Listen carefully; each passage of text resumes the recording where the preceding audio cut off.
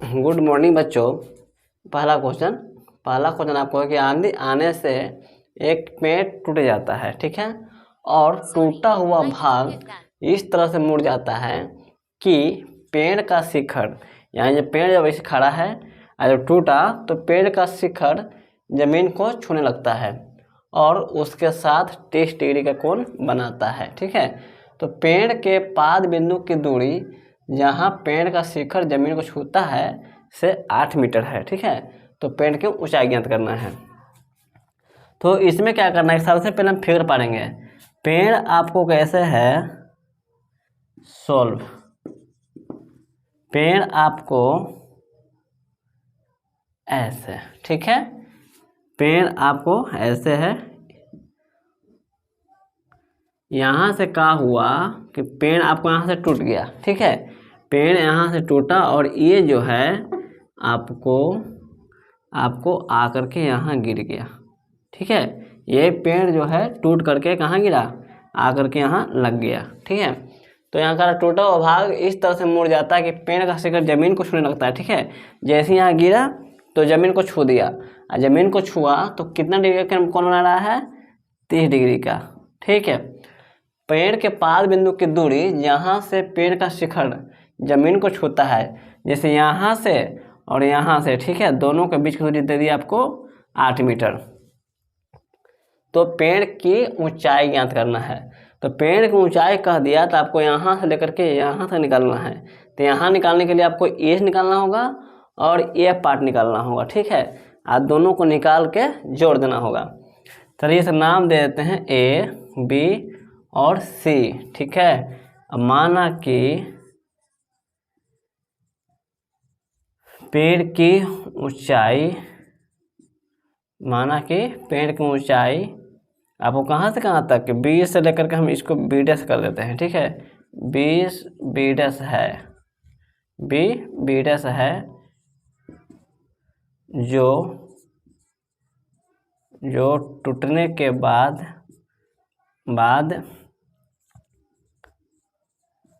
जमीन से 30 डिग्री का कोण बनाता है, ठीक है, 30 डिग्री का कोण बनाता है।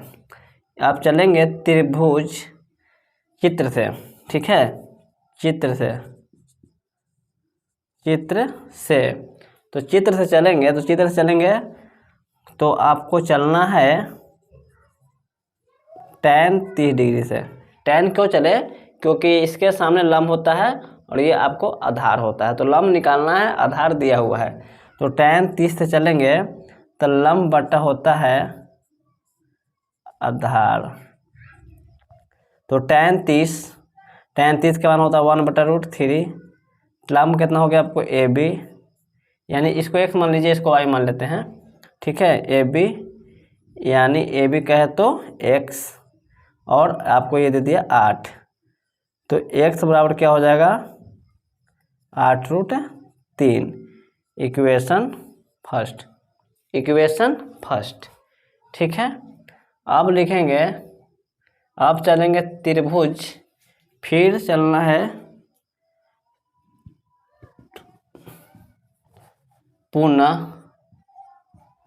पुनः चलेंगे। अब हमको निकालना है y का वैल्यू, ठीक है।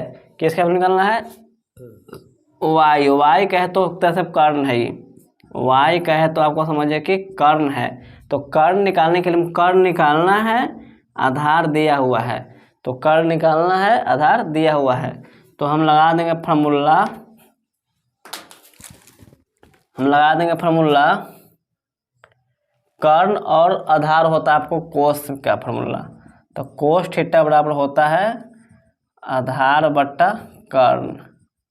तो आधार बट्टा कर्ण, तो कोस लगा दें कितना डिग्री, तो 30 डिग्री बराबर आधार आपको 8 दिया हुआ है, कर्ण हमको y है। कोस 30 का मान √3/2 बराबर 8/y, ठीक है। तो मल्टीप्लाई करेंगे तो y बराबर हो जाएगा 8 दूनी 16 बट्टा √3, इक्वेशन सेकेंड, ठीक है।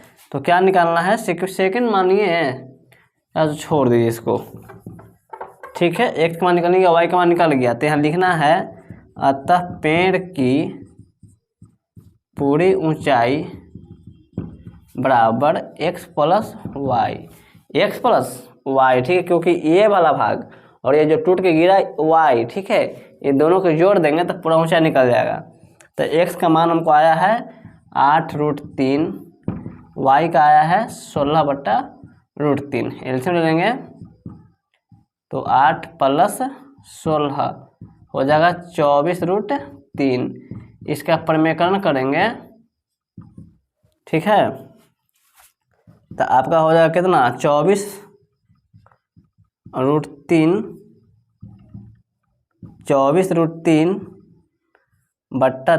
3 से काट देंगे 8 बार में, यानी आपका आंसर आ जाएगा 8√3, इतना मीटर आंसर, ठीक है।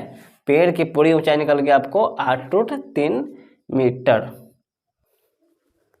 अब नेक्स्ट क्वेश्चन आपको है कि एक 8 मीटर लंबी सीढ़ी घर के ऊर्ध्वाधर दीवार से लगी है, ठीक है, और दीवार के साथ 30 डिग्री का कोण बनाती है। सीढ़ी को पलटकर गली के दूसरी तरफ स्थित दूसरे घर के ऊर्ध्वाधर दीवार से लगा दी जाती है, ठीक है। तो और यह दीवार से 45 डिग्री का कोण बनाती है, तो गली की चौड़ाई ज्ञात कीजिए। तो सबसे पहले ध्यान देना है कि आपको दो गो दीवार है, ठीक है, ये हो गया गली, और यहाँ आपको सीढ़ी से लगा हुआ है, ठीक है, और कह रहा है कि दीवार से लगी है और दीवार के साथ दीवार के साथ दीवार ही है और सीढ़ी ही है, दोनों का कोण बनाता है कितना डिग्री 30 डिग्री, ठीक है। और सीढ़ी को पलट कर गली के दूसरी तरफ, यानी इस सीढ़ी को जो 8 मीटर है, इस सीढ़ी को पलट करके इस दीवार पर लगा दिया, ठीक है। तो सीढ़ी जो लंबाई है 8 मीटर, सीढ़ी वही लंबाई रहेगा, लेकिन थीटा कह रहा है कि थीटा आपको बनिया के डिग्री के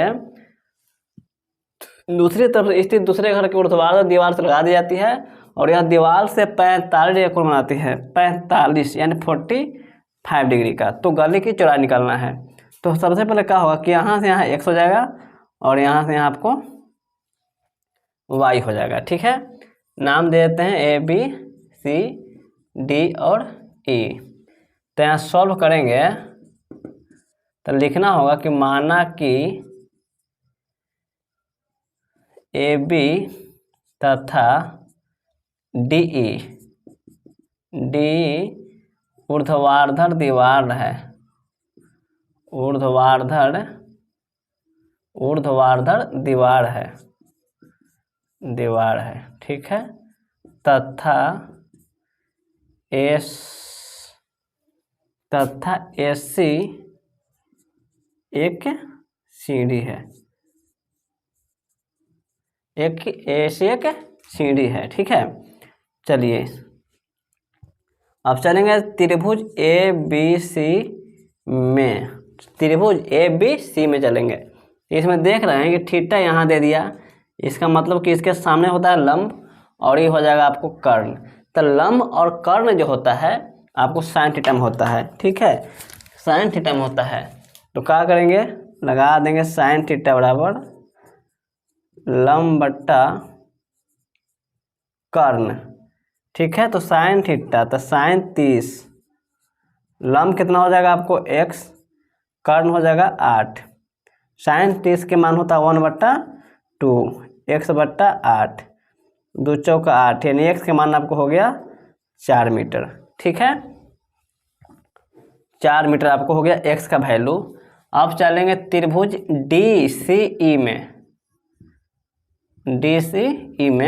तो इसमें भी आपको दे दिया क्या, थीटा यहाँ पे दे दिया, तो थीटा के सामने हो जाएगा आपको लंब और एक कर्ण आपको 8 मीटर दे रहे हैं, ये है। तो कर्ण और लंब इसमें भी लगाएंगे साइन थीटा का फॉर्मूला लंब बट्टा कर्ण, ठीक है। तो साइन थीटा साइन 45 का मान लंब हो गया आपको y, कर्ण हो गया 8, और साइन 45 का मान कितना हो जाएगा, तो 1/√2 y बराबर 8, ठीक है। तो y बराबर हो जाएगा आपको 8/√2, इसको प्रमेयकरण कर देंगे यानी 8√2 हो जाएगा 2 कट जाएगा 4 बार में, यानी y का मान आपको हो गया √4√2। ठीक है, 4√2 मीटर। अतः लिखना है, अतः गली की चौड़ाई बराबर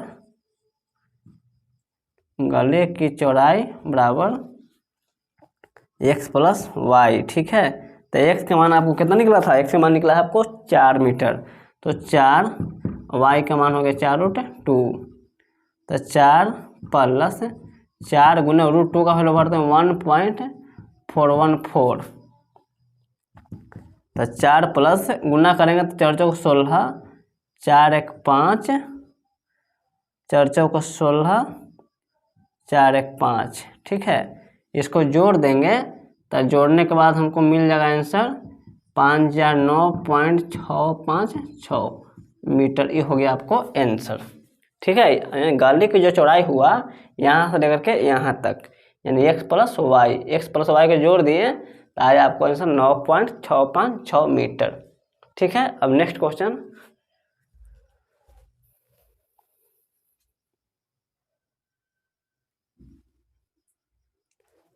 अब अगला क्वेश्चन आपको है कि आकृति में दिखाए छायांकित भाग का क्षेत्रफल ज्ञात करें। ठीक है, चारों कोनों पर वृत्त का चतुर्थांश है और केंद्र में एक वृत्त है और पाई का मान आपको 22/7 रखना है। तो आपको यहाँ चित्र दिखाई दे रहा होगा आकृति कि 4 कोना पर आपको 1 मीटर त्रिज्या वाला त्रिज्यखंड काटा गया है। ठीक है, यानी चतुर्थांश की तरह से कह सकते हैं, और बीच में क्या किया गया है कि 1 मीटर से त्रिज्या का एक वृत्त काटा गया है, और जो शेष बच गया आपको छायांकित ये वाला, इसी का आपको क्षेत्रफल निकालना है। ठीक है, तो इसका सॉल्व करेंगे तो सबसे पहले ध्यान देना है कि आपको जो बड़ा फिगर है, बड़ा फिगर आपको क्या दिखाई दे रहा है, यह है आपको वर्ग। क्या है, वर्ग में से ही काटा जा रहा है, वर्ग में से ही आपको चारों चतुर्थांश और एक गो वृत्त काटा जा रहा है। तो सबसे पहले हम निकाल लेंगे क्या कि वर्ग की भुजा आपको दे दिया है 4 मीटर। ठीक है, और वृत्त की त्रिज्या आपको दे दिया है 1 मीटर, और चतुर्थांश की त्रिज्या आपको दे दिया है 1 मीटर। ठीक है, तो लिख लिए। अब काटा गया है पहले किस में से, तो पहले आपको है वर्ग में से ही काटा गया है, तो लिखना होगा कि वर्ग का क्षेत्रफल बराबर होता है भुजा गुने भुजा, यानी 4 गुने 4 करेंगे तो 16 मीटर स्क्वायर। ठीक है, अब लिखेंगे यहाँ पे कि काटे गए भाग का क्षेत्रफल, यानी आपको क्या क्या काटा गया है, तो 4 को काटा गया चतुर्थांश, यानी 4 गुने चतुर्थांश का क्षेत्रफल प्लस एक क्या काटा गया है, एगो वृत्त काटा गया है, तो वृत्त का क्षेत्रफल। ठीक है, तो 4 गुने चतुर्थांश का होता है 1/4 पाई स्क्वायर, वृत्त का होता है पाई स्क्वायर। तो क्या हो, 4 से 4 कैंसिल हो जाएगा, पाई का वैल्यू भरेंगे 22/7, आर का मान है कितना 1 का स्क्वायर, प्लस पाई का मान 22/7 गुना 1 का स्क्वायर, यानी 22/7 तब प्लस 22/7 एल्सियम लेके जोड़ेंगे तो 22 दूना 44 हो जाएगा, 44/7 मीटर स्क्वायर। अतः लिखना होगा इसलिए छायांकित भाग का क्षेत्रफल, छायांकित भाग का क्षेत्रफल बराबर, छायांकित भाग का क्षेत्रफल लिखेंगे क्या कि किसमें, तो सबसे पहले था वर्ग का क्षेत्रफल घटाओ काटे गए भाग का क्षेत्रफल। ठीक है, वर्ग का क्षेत्रफल माइनस काटे गए भाग का क्षेत्रफल, तो वर्ग का क्षेत्रफल क्या आपको पता है 16 माइनस इसका हो गया 44/7, तो इसको गुना करके घटा देंगे, तो 16 7 कितना होता है आपको 112, घटा देंगे 44, तो 8 ये बचेगा आपको 6, यानी 68 68/7 मीटर स्क्वायर आंसर। ठीक है, 68/7 आपको जो है इतना मीटर स्क्वायर आपको छायांकित भाग का क्षेत्रफल निकल गया। ठीक है, अब नेक्स्ट क्वेश्चन,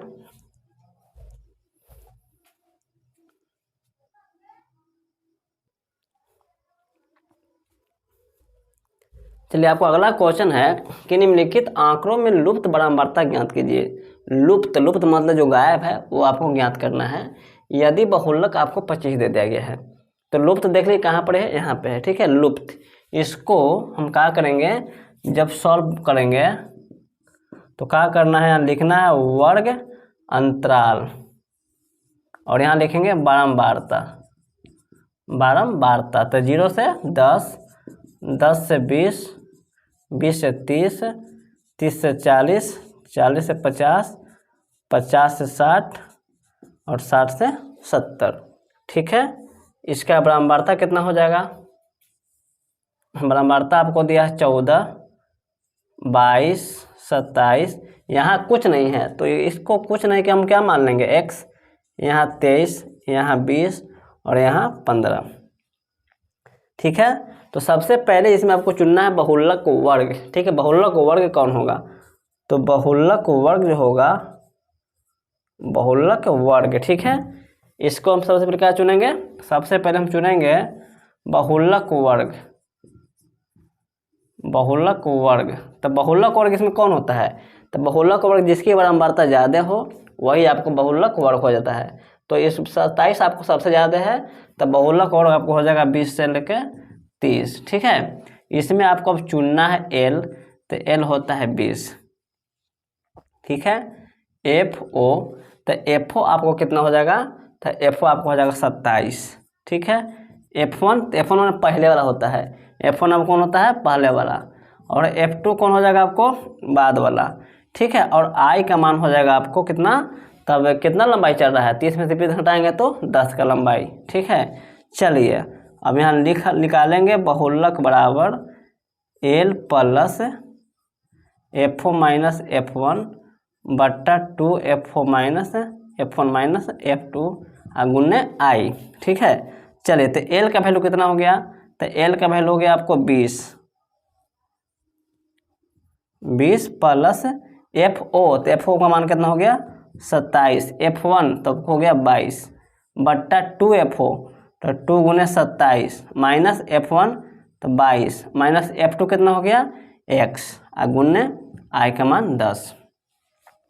ठीक है, अब देखिए कि बहुलक आपको दे दिया है, बहुलक आपको दे दिया कितना 25, तो यहाँ 25 भर देंगे, तब क्या होगा यहाँ पे कि 25,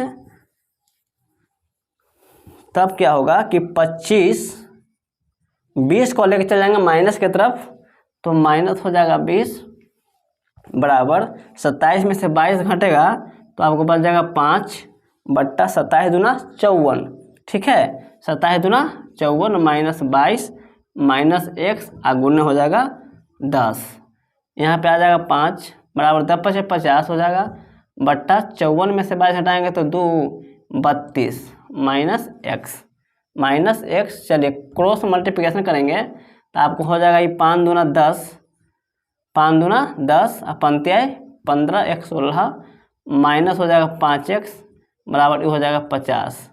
ठीक है, तो 160 माइनस 50 हो जाएगा, ये आपको चल जाएगा बराबर के इस तरफ, तो प्लस में 5x, ये आपका आएगा 0, 16 में से 5 1 और 110 बराबर 5x, तो एक तरफ हो जाएगा 110 बट्टा 5, 5 दूना 10, 5 दूना 10, यानी x का मान हो गया आपको 22 है। अतः लिखेंगे कि अतः अज्ञात बारंबारता बराबर हो जाएगा 22 आंसर। ठीक है, इस तरह से अज्ञात बारंबारता निकाला जाता है, यानी आपको जो बहुलक दिया हुआ तो बहुलक से निकालेंगे, माध्य दिया हो रहेगा तो माध्य निकालेंगे। ठीक है, अब नेक्स्ट क्वेश्चन,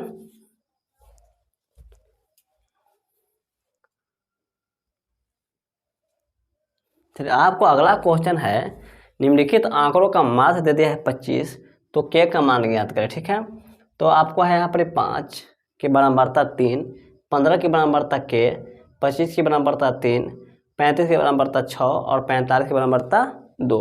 ठीक है, तो क्या करेंगे, इसका सॉल्व कैसे करेंगे, तो आपको बना देना कॉलम, यहाँ x और यहाँ f। ठीक है, यहाँ बनाएंगे एक और x f, तो आपको हो गया 5, 15, 25, 35 और 45। ठीक है, चलिए तो 5 के बराबरता 3, इसका k, इसका 3, 6 और 2, इसको गुना करेंगे तो 15, 15 के हो जाएगा और 25 75 हो जाएगा और ये हो जाएगा 6 25 30, 6 3 18 3 21 हो जाएगा, ये हो जाएगा 45 दूना 90। ठीक है, चलिए इसमें हम क्या करते हैं, सिग्मा एफ को मतलब बराबरता को जोड़ते हैं। तो 6 2 8, 8 3 11, 11 3 14, 14 प्लस के हो जाएगा, इसको जोड़ेंगे तो 75 15 हो गया 90, 90 90 180, 90 90 हो गया 180, 180 में जोड़ेंगे तो 180 में जोड़ते हैं 210, तो 0 8 1 9 2 1 3। ठीक है, 390 आ जाएगा, कितना आ जाएगा 390, 390। इसको लिख देंगे sigma x F, sigma x F बराबर 390 अब प्लस हो जाएगा 15 के। ठीक है, 15 के। तो अब यहाँ लगा देंगे फार्मूला, माध्य बराबर सिग्मा एक्स एफ बट्टा सिग्मा एफ। तो माध्य आपको दे दिया है 25, सिग्मा एक्स एफ का मान कितना निकला है 390 प्लस 15 के बट्टा सिग्मा एफ का मान कितना है 14 प्लस के। चलिए गुना करेंगे 30 30, तो ये आपको हो जाएगा 25 में 14 से करेंगे तो कितना हो जाएगा 14 5 70, हाथ में गया 7, 14 दूना 28 और 7 35, 350 प्लस 25 के बराबर 1 से करेंगे तो 390 अब प्लस 15 के, तो हो जाएगा 25 के, ये चलेगा माइनस में 15 के, 390 ये चल जाएगा माइनस में 350, 10 के ये आपको हो जाएगा 0, 9 5 तो 4, ये 3 दिन खत्म, तो के बराबर 40 बट्टा 10, यानी के का मान 4 हो गया। अतः करके लिख देंगे के का मान 4 आंसर। ठीक है, के का मान 4 आंसर। चलिए अब नेक्स्ट क्वेश्चन,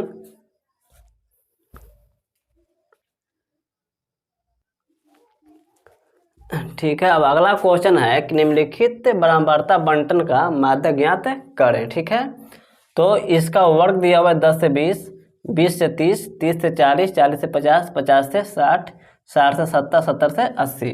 इसका बराबरता हो गया आपको 4, 6, 10, 20, 10, 6 और 4। तो इसका सॉल्व कैसे करेंगे, सॉल्व करेंगे इसका 3 कॉलम, 1 2 3, यहाँ लिखना वर्ग, यहाँ लिखेंगे बारंबारता और यहाँ लिखना है संचय बारंबारता, संचय बारंबारता। तो वर्ग कितना हो गया 10 से 20, 20 से 30, 30 से 40 और 40 से 50, 50 से 60, 60 से 70, 70 से 80। इसकी बराबरता 4, 6, 10, 20, 10, 6 और 4। संचय बराबरता कैसे निकालेंगे, तो 4 की 4 इसको जोड़ते चलना है, तो 6 4 10, 10 10 20, 20 20 40, 40 10 50, 50 6 56 और 56 4 60। ठीक है, इसमें एक निकालना आपको n का मतलब होता है कि बराबरता को जोड़ देंगे, तो 6 4 10, 10 10 20, 20 20 40, 10 50 और 50 और 10 60। ठीक है, तो n/2 निकालते हैं तो 60 के आधा करेंगे तो कितना आ जाएगा 30। तो आपको अब चुनना है माध्यिका वर्ग, माध्यिका वर्ग। माध्यिका वर्ग किसको कहेंगे, तो n/2 जो वैल्यू आया है इससे थोड़ा सा बड़ा हमको चुनना है संचय बराबरता। ठीक है, तो 30 से बड़ा संचय बराबरता कौन हो गया 40। तो 40 को देखेंगे तो 40 से 50, यानी माध्यिका वर्ग हो गया आपको 40 से 50। इसमें हमको अब कंडीशन चुनना है, कंडीशन क्या चुनना है कि एल चुनेंगे, तो एल कितना हो जाएगा 40, ठीक है। बड़ी एफ, तो बड़ी एफ का मतलब होता है कि बहुलक वर्ग के ठीक ऊपर वाला बराबरता, तो ऊपर वाला कितना हो जाएगा आपको 20 हो जाएगा। छोटी एफ का मान कितना होगा, तो छोटी एफ का मान मतलब होता है कि माध्यिका वर्ग की बराबरता, तो माध्यिका वर्ग की बराबरता कितना हो गया 20 है।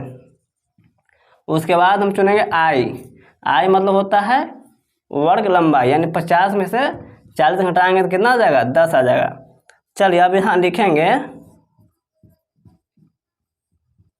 माध्यिका बराबर, तो एल प्लस एन बट्टा 2 माइनस बड़ी एफ बट्टा छोटी एफ गुने आई, तो एल का मतलब कितना हो गया आपको 40 plus N by 2, N by 2 का मान कितना हो गया, तो एन बाई 2 का मान हो गया 30 माइनस बड़ी एफ, तो बड़ी एफ कितना हो गया 20 बट्टा छोटी एफ, छोटी एफ कितना हो जाएगा, छोटी एफ हो जाएगा आपको 20 गुने आई का मान 10, तो 40 प्लस 30 में से 20 घटेगा तो हो जाएगा 10 बट्टा 20 गुने 10, तो काट देंगे, तो 40 और ये कितना होगा 2 पचे 10 5, 40 और 5 45, यानी आपका आंसर कितना हो गया 45।